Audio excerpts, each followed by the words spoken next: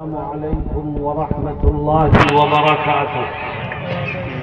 قریب قریب آگے بیٹھیے، بیچ میں جگہ چھوٹی بھی ہے، اور یہ سائڈ میں جو حضرات کھڑے ہیں میں درخواست کروں گا آگے بیٹھ جائیے، مل کے بیٹھیں، آگے ہو گئے۔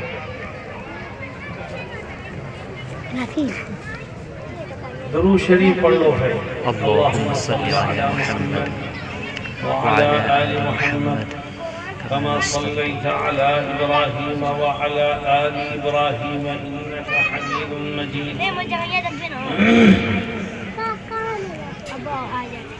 الحمد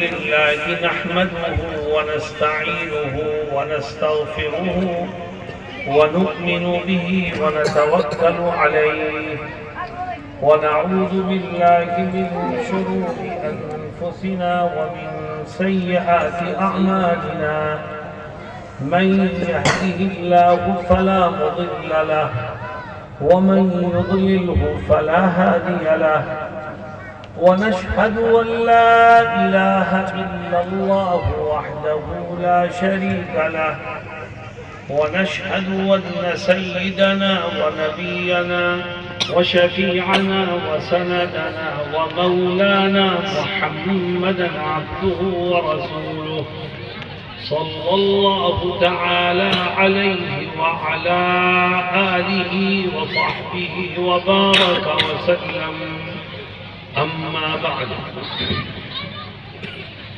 أعوذ بالله من الشيطان الرجيم، بسم الله الرحمن الرحيم، يا أيها الناس اتقوا ربكم إن زلزلة الساعة شيء عظيم، صدق الله مولانا العظيم۔ حضرات علماء کرام، معزز حاضرین اور نوجوان ساتھیوں، میرے دل میں ایک درد ہے جو مجھے چین نہیں لینے دیتا، ایک فکر ہے، ایک دکھ ہے جو مجھے آرام سے بیٹھنے نہیں دیتا۔ میری صبح کہیں ہوتی ہے، میری شام کہیں ہوتی ہے، میرا دن کہیں گزرتا ہے، میری رات کہیں گزرتی ہے، اور میں آپ کے ہاں بھی اس درد کو لے کے آیا ہوں، اور میں یہ چاہتا ہوں کہ جو درد میرے دل میں ہے، جو فکر میرے ذہن میں ہے، وہ درد ہم میں سے ہر ایک کے دل میں پیدا ہو جائے، اور وہ فکر ہماری فکر بن جائے۔ میرے دوستوں اور ساتھیوں، وہ کون سا فکر، کون سا درد ہے، وہ کون سی فکر ہے جو مجھے آپ کے ہاں لے کے آئی؟ مجھے فکر یہ ہے کہ ایک دن ایسا آنے والا ہے جس میں مجھے اپنے رب کے سامنے کھڑے ہو کر اپنے کیے کا حساب دینا ہے۔ اس دن نجات ملے گی تو کیسے ملے گی، کامیابی ملے گی تو کیسے ملے گی؟ یہ دکھ میرے دل کا ہے، یہ درد میرے ذہن دماغ میں ہے، اور میں اس درد اور فکر کو بانٹنے کے لیے یہاں آیا۔ میرے دوستوں اور ساتھیوں، اللہ رب العزت نے قرآن کریم میں قیامت کے دن کی منظر کشی کی ہے، اور وہ ایسا دن ہوگا جس میں ہم میں سے ہر ایک کو، بھئی آواز ہلکی کرو، کم کرو آواز، یہ ایسا دن ہوگا جس میں ہم میں سے ہر ایک کو اپنے رب کے سامنے کھڑا ہونا ہے اور اپنے کیے کا حساب دینا ہے۔ اللہ رب العزت نے اس کی منظر کشی کی ہے، ایک جگہ فرماتا ہے کہ کیسا ہولناک دن ہوگا وہ۔ یا ایھا الناس اتقوا ربکم ان زلزلۃ الساعۃ شیء عظیم، اے ایمان والو اپنے رب سے ڈرو، اور ذہن میں یہ بات بٹھا لو کہ قیامت کا جھٹکا بہت شدید جھٹکا ہو، جو ہم میں سے ہر ایک کو جھیلنا ہوگا۔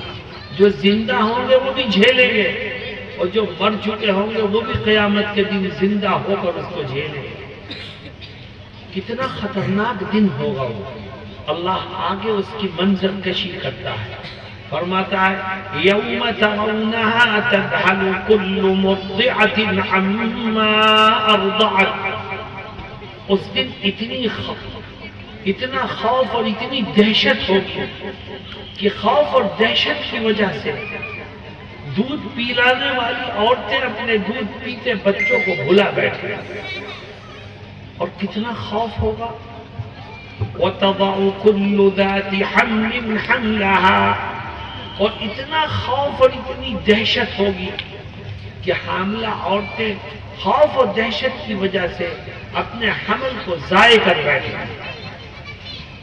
اور آگے تو اللہ نے حد کر فرما دیا وَتَرَى النَّاسَ سُكَارَى وَمَا هُمْ بِسُكَارَى وَلَكِنَّ عَذَابَ اللَّهِ شَدِيدٌ۔ اللہ کہتا ہے اے نبی، آپ اس دن لوگوں کو دیکھیں گے تو آپ کو ایسا لگے گا کہ لوگوں نے نشے کی کوئی چیز کھا لی ہے، کوئی ہنسے گا، کوئی روئے گا، کوئی گرے گا، کوئی پڑے گا، کوئی بھاگے گا، کوئی دوڑے گا، عجیب حالات ہوں گے، ایسا لگے گا لوگوں نے نشے کی چیزیں کھا لی ہیں، وہ اپنے ہوش میں نہیں ہیں۔ لیکن وَمَا هُمْ بِسُكَارَى وَلَكِنَّ عَذَابَ اللَّهِ شَدِيدٌ۔ لیکن اے نبی، انہوں نے کوئی نشے کی چیز نہیں کھائی ہوگی، ہاں خدا کے عذاب کو دیکھ کر کے لوگوں کی عقلیں کام کرنا چھوڑ بیٹھے۔ میرے دوستو، یہ قیامت کا دن کیسا ہوگا؟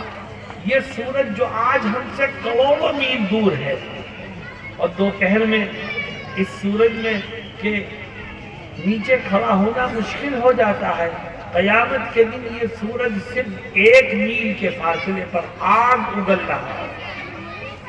نہ کوئی گھر ہوگا، نہ کوئی درخت ہوگا، نہ کوئی سائے کی اور شکل ہوگی۔ انسان سورج سے نکلنے والی گرمی سے بچ نہیں پائے گا۔ اگر وہ قیامت کا دن نہ ہو تو سورج سے نکلنے والی گرمی میں جل بھون کر کے پھر مر جائے انسان، لیکن قیامت کے دن دوبارہ موت نہیں آئی۔ آدمی پریشان ہوگا، دکھی ہوگا، وہ ہوش میں ہوگا، اس کو بھوک بھی لگے گی، اس کے حلق میں کانٹے بھی ہوں گے پیاس کی شدت سے، لیکن حالات ایسے ہوں گے کہ جائے تو کہاں جائے۔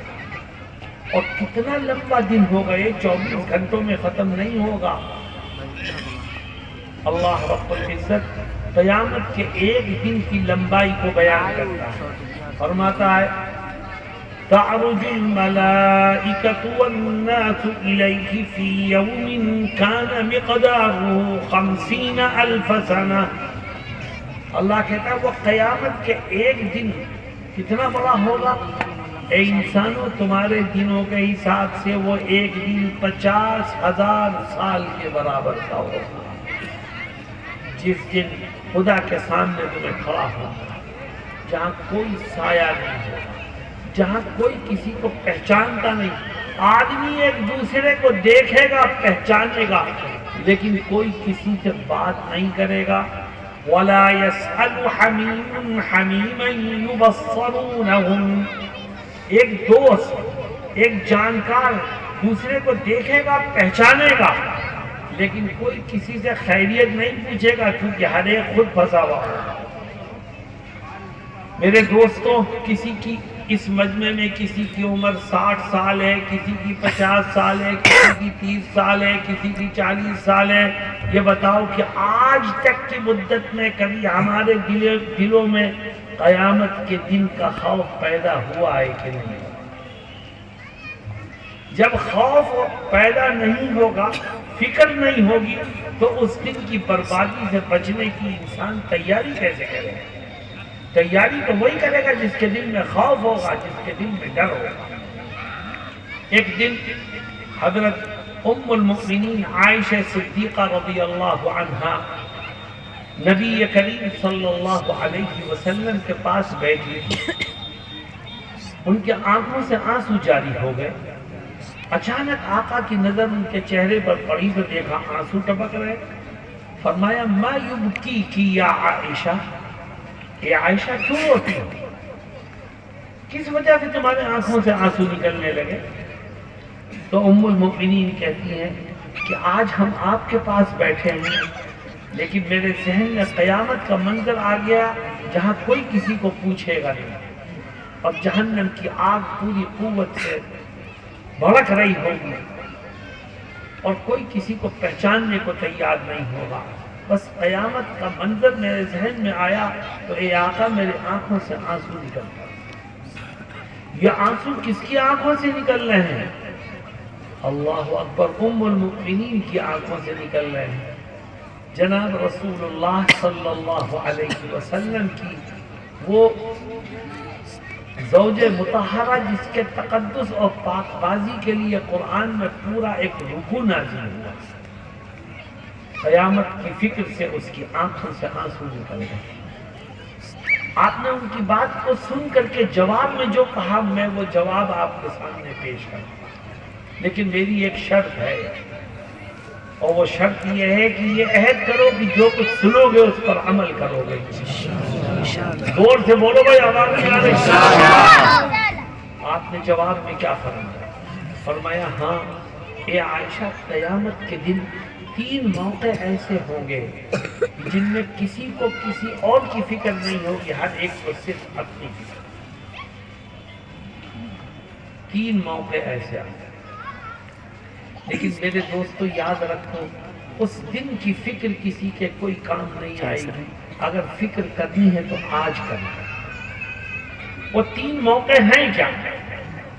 پہلا موقع آپ فرماتے ہیں قیامت کے دن 3 اعلانات ہوں گے اور ہر اعلان کو سن کر کے ہر انسان کا پتا پانی ہوگا، اس کو صرف اپنی فکر ہوگی، کسی اور کی نہیں ہوگی. پہلا اعلان آپ فرماتے ہیں کہ قیامت میں اعلان ہوگا اور اللہ رب العزت فرشتوں سے کہے گا کہ میرے بندوں کے اعمال کو تولا جائے.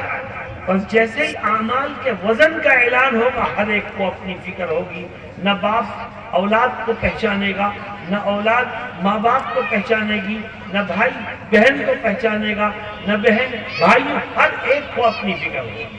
اور فکر کیا ہوگی کہ اللہ کہتا ہے اعمال کا وزن کرو. انسان کی نیکیوں کا بھی وزن ہوگا اور اس کے گناہوں کا بھی وزن ہوگا. اللہ قرآن میں کیا کہتا ہے؟ فرماتا ہے فَأَمَّا مَن ثَقُلَتْ مَوَازِينُهُ فَهُوَ فِي عِيشَةٍ رَاضِيَةٍ وَأَمَّا مَنْ خَفَّتْ مَوَازِينُهُ فَأُمُّهُ هَاوِيَةٌ. اللہ کہتا ہے کہ آج نیکیوں کا وزن ہوگا اور جس کا نیکیوں کا پلڑا جھکے گا وہ سن لے کان کھول کے کہ ادھر تیری نیکیوں کا پلڑا جھکے گا، ادھر آٹومیٹکلی جنت کا دروازہ تیرے لیے کھلتا چلا جائے گا. اور اگر آج نیکیوں کا پلڑا جھکنے کے بجائے ہلکا رہ جائے تو تیرا ٹھکانہ جہنم کے سوا کچھ نہیں. جب اعلان ہوگا کہ لوگوں کے اعمال کا وزن کیا جائے تو ہر ایک کو یہ فکر ہوگی کسی طرح میری نیکیوں کا وزن بڑھ جائے. لیکن میرے دوستوں اس دن کی فکر کسی کے کام نہیں آئے. میں تم سے پوچھتا ہوں کہ تم اپنی نیکیوں کے وزن کو بڑھانا چاہتے ہو کہ نہیں؟ بڑھانا چاہتے ہیں. بولو بھائی، اگر نیکیوں کے وزن کو بڑھانا چاہتے ہو تو فکر آج سے کرنی ہے. اور فکر کیا کرنی ہے؟ صرف 2 کام کر لو، اللہ تمہاری نیکیوں کے وزن کو بڑھا دے. ورنہ یاد رکھو میدان محشر میں بہت سے لوگ ہوں گے جو نمازیں لے کے جائیں گے، روزے لے کے جائیں گے، حج اور زکوٰۃ لے کے جائیں گے، عمرے لے کے جائیں گے، لیکن جب ان کی نیکیوں کو ترازو کے پلڑے میں رکھا جائے گا تو مچھر کے پر کے برابر بھی اس میں وزن نہیں. نیکیوں کا وزن کیسے بڑھتا ہے؟ اگر نیکیوں کا وزن بڑھانا چاہتے ہو تو اس دنیا میں 2 کام کر لو، اللہ تمہاری نیکیاں تھوڑی ہوں گی تب بھی ان کا وزن بڑھے. کیا ہے 2 کام؟ پہلا کام آج سے طے کر لو کہ زندگی کے آخری سانس تک جو نیکی بھی کروں گا محض اپنے رب کی رضا کے لیے کروں گا، کبھی کسی کو دکھانے کے لیے نہیں کروں گا۔ جب آپ کی نیکی میں خلوص ہوگا تو اللہ اس کے وزن کو بڑھا دے گا، اور اگر نیکی میں خلوص نہیں ہے، دکھانے کے لیے کیا ہے، لوگوں سے واہ واہ سننے کے لیے کیا ہے، صرف اپنی شخصیت کو ابھارنے کے لیے کیا ہے، تو اللہ ہمارے ظاہر سے بھی واقف، اللہ ہمارے باطن سے بھی واقف۔ یاد رکھو، بڑے سے بڑا عمل اگر ریا کے طور پر، دکھانے کے طور پر ہو، خدا کے ہاں اس کا کوئی وزن نہیں، اور چھوٹے سے چھوٹا عمل اگر محض اللہ کی رضا کے لیے ہوگا تو اس کا وزن بڑھتا ہی چلا جائے گا۔ خدا کیا کہتا ہے؟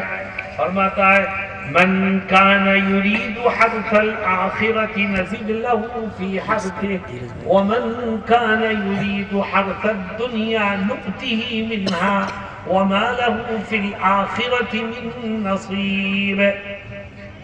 اللہ کہتا ہے جس نے دنیا میں کوئی کام کیا اور ناکام نہیں ہوگا، دنیا میں وہ کامیاب ہوگا، نؤته منها، ہم اس کے عمل کا بدلہ اس کو دنیا میں دیں گے۔ خوب لوگ اس کی واہ واہ کریں گے، وہ پیر و مرشد بنے گا، لوگ اس کے پیچھے پیچھے پھریں گے، وہ حلقے لگائے گا، لوگ اس کے حلقے میں شریک ہوں گے۔ نؤتیہ منہا، جس ارادے سے اس نے کیا تھا، جو مقصود تھا اس کا، وہ اس کو عطا کیا جائے گا۔ لیکن وَمَا لَهُ فِي الْآخِرَةِ مِن نَصِيبٍ، لیکن آخرت میں اس کے کسی عمل کا کوئی بدلہ نہیں۔ میرے دوستوں اور ساتھیوں، ہمارے اندر ایک عیب ہے، ہم کوئی عبادت کرتے ہیں، کوئی نیکی کرتے ہیں تو یہ چاہتے ہیں لوگوں میں اس کا پروپیگنڈا، لوگوں کو اس کا پتہ چلے۔ اگر رات کے اندھیرے میں بھی ہم نے عبادت کی ہے تو ہم چاہتے ہیں کہ صبح ہمارے گھر والوں کو پتہ چلے کہ ہم رات میں 3 بجے اٹھے تھے اور اس وقت سے عبادت میں مصروف ہے۔ اللہ اکبر، تو نے عبادت گھر والوں کو دکھانے کے لیے کی کہ اللہ کے لیے؟ پھر انسان بہانے بناتا ہے۔ اب رات میں عبادت کی ہے، اس کا اظہار کیسے کرے لوگوں کے سامنے؟ تو دیکھو اظہار کا طریقہ کیا ہوتا ہے، کہتا ہے آج رات کو مجھے نیند ہی نہیں آئی، 3 بجے تک تو کروٹ ہی بدلتا رہا، اور پھر میرے تہجد کا وقت ہو گیا تو میں اٹھ کے تہجد میں مصروف ہو گیا۔ تو کیا کہنا چاہتا ہے؟ تو 3 بجے تک نیند نہ آنے کو بیان کرنا چاہتا ہے، یا 3 بجے کے بعد جو تو نے عبادت کی ہے اس کو بیان کرنا؟ اللہ تیرے دل کے کھوٹ کو خوب جانتا ہے۔ یعلم خائنۃ الاعین وما تخفی الصدور، تیرا رب تیری آنکھوں کے گناہوں سے بھی واقف ہے اور تیرے دل کے بھید سے بھی وہ خوب واقف ہے۔ اس لیے میرے دوستوں، خاص طور پر میں علماء کرام سے کہوں گا، کیونکہ میں انہی کے طبقے کا ایک شخص ہوں، میں جانتا ہوں کمیوں کو، خاص طور پر علماء اپنی نیتوں کو درست رکھیں اور ہر خیر کے کام کو انجام دیتے وقت اپنی نیت پر توجہ دے کر اپنے ہر عمل کو خالصۃ لوجہ اللہ کے لیے کرنے کی کوشش کریں۔ ورنہ یاد رکھو، ہم نے مدرسے بنائے، ہم نے علم دین حاصل کیا، ہم محدث ہو گئے، فقیہ ہو گئے، حافظ ہو گئے، عالم ہو گئے، اگر نیت صحیح نہیں ہے تو جناب رسول اللہ صلی اللہ علیہ وسلم ایک حدیث شریف میں فرماتے ہیں من طلب العلم لیجادی به العلماء او لیماری به السفہاء، اور دوسرا کام یہ ہے کہ آج سے طے کرنا کہ انشاءاللہ زندگی کے آخری سانس تک جب کسی کا کوئی حق میری طرف نکلے گا تو میں ایک ایک پیسے کا حساب کر کے اس کو ادا کر دوں۔ اگر کسی کا حق تیری طرف ہے تو تیری نیکیوں کا وزن ختم ہو جائے گا، اور یاد رکھ تجھے اپنی نیکیوں کا فائدہ نہیں ملے گا، تیری نیکیاں حقداروں میں تقسیم کر دی جائے گی، اور اگر اس سے بھی معاملہ صاف نہیں ہوتا تو ان کے گناہ تیرے کندھوں پر لاد دیے جائیں۔ آج مسلمان اس طرح دنیا میں مگن ہے کہ موت کا خوف اور قیامت کا منظر اس کے ذہن سے نکل گیا ہے۔ بھائی بھائی کا حق مار رہا ہے، بہن کا حق بھائی مار رہا ہے، کاروبار میں شریک ایک پارٹنر دوسرے کی حق تلفی کر رہا ہے، یاد رکھو کسی کا حق ہماری گردن پر ہے تو خدا کے ہاں ہماری کوئی نیکی ہمیں پکڑ سے نہیں بچا سکتی۔ حضرت محمد مصطفیٰ صلی اللہ علیہ وسلم کی ایک بات سے ذہن میں رکھو، مدینہ المنورہ اور اس کے اطراف میں اگر کسی شخص کی وفات ہو جاتی تو لوگ اس کا جنازہ اٹھا کے حرم مدنی میں لے کر کے آتے اور آقا سے کہتے آقا اس کی نماز جنازہ کرا دیجیے۔ کیوں؟